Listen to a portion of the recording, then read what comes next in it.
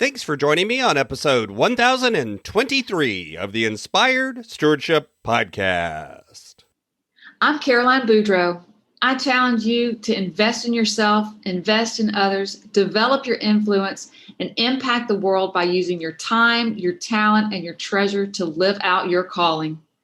Having the ability to impact the lives of children is key, and one way to be inspired to do that is to listen to this Inspired Stewardship Podcast with my friend Scott Mater. It's one of the reasons why I always tell folks there's always more than two options. We tend to say, I either have enough time or I don't.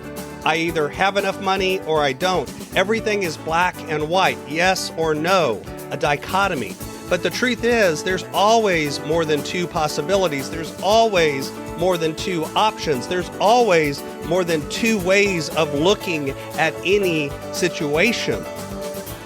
Welcome and thank you for joining us on the Inspired Stewardship Podcast. If you truly desire to become the person who God wants you to be, then you must learn to use your time, your talent, and your treasures for your true calling. In the Inspired Stewardship Podcast, you will learn to invest in yourself, invest in others, and develop your influence so that you can impact the world.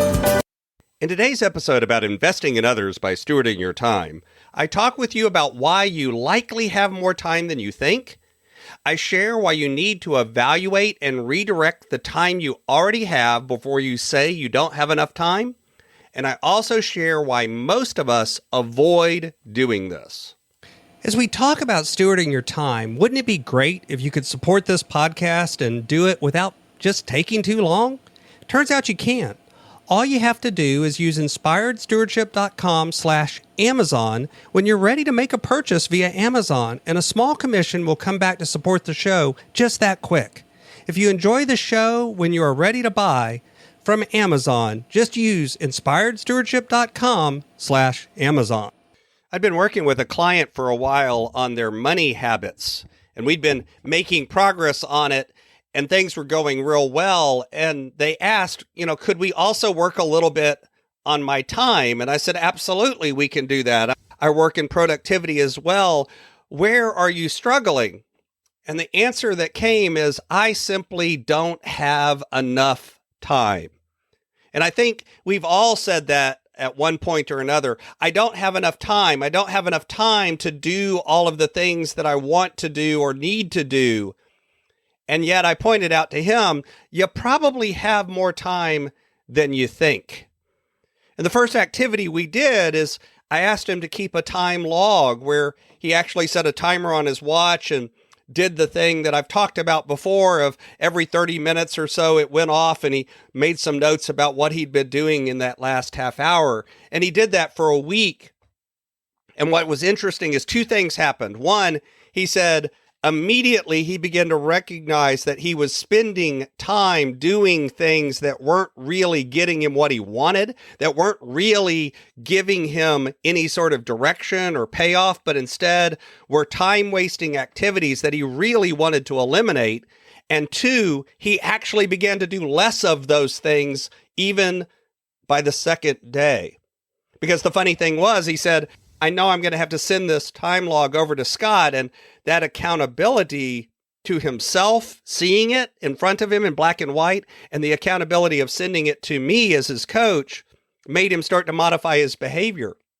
He said it would have been interesting to have had a camera from the week before and then compare it, because he already started making changes before he'd captured all of the results. And I said, yeah, that's very normal, actually, because the truth is, to begin to get more time, you usually need to evaluate and redirect the time you already have. Remember, we all have the same amount of time. We all have 24 hours in a day. We all have 168 hours in a week. That's a fact. It is the ultimate finite resource because you can't really make more of it. Yes, you can get more efficient with the time that you use. Yes, you can eliminate certain things you're doing. Yes, you can even scale your time by hiring or paying or delegating or finding ways to automate things and put things being done in ways that don't cost your time. But the truth is, at the end of the day, you still have a finite amount of time each and every day. It is the ultimate equalizer, the ultimate finite resource. And because of that, it's really less about having more or less time and more about what do you prioritize, where do you put your focus, and redirecting the time you have to gain more of what you want, more value, more results, more efficiency, more whatever. And yet most of us don't ever go through this kind of exercise. Even my client initially was like, why should I do this? I already know how I spend my time. I go to work, I work on my side hustle, I spend time with my family. I know what I already spend my time on. But the truth is, you probably really don't know what you already spend your time on. Most of us avoid doing it because we believe we already know this. And because we believe it, it becomes true. We create truth out of our reality. Perception is reality. If you believe you have no time, then you're right. You have no time. If you believe that you can be more efficient or more effective or develop other ways of doing it, then all of a sudden you will find other ways of doing it. It's one of the reasons why I always tell folks there's always more than two options. We tend to say, I either have enough time or I don't. I either have enough money or I don't. Everything is black and white, yes or no, a dichotomy. But the truth is, there's always more than two possibilities. There's always more than two options. There's always more than two ways of looking at any situation. But we often lose track of that. It's the same reason we avoid doing that, because we're avoiding looking at the truth of our time, because often that feels uncomfortable.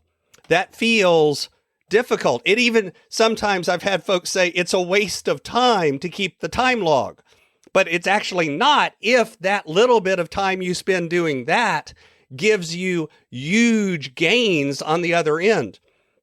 People will even say it's a waste of time to take an email and move it over to a task to review it at a set time. But I can just review it right now, but it's going to take me 30 minutes to do that.